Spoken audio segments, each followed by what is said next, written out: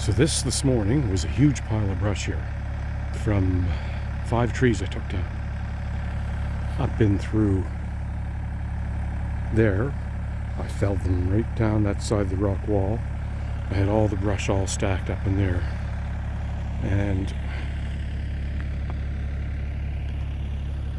down in there were 3 big ones, and felled them up through this way.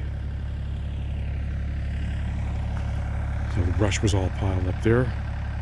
Took a couple hours and ground it down.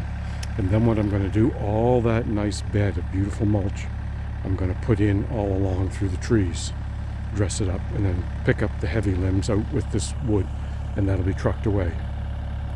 So I want to show you the logs that came out of there.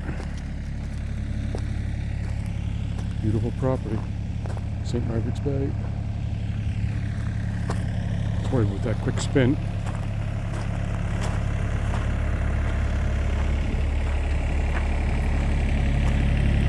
I'm just getting ready to put the mulcher in the bracket on the truck and put the bucket back on for Monday morning. These are the logs that came out of those trees.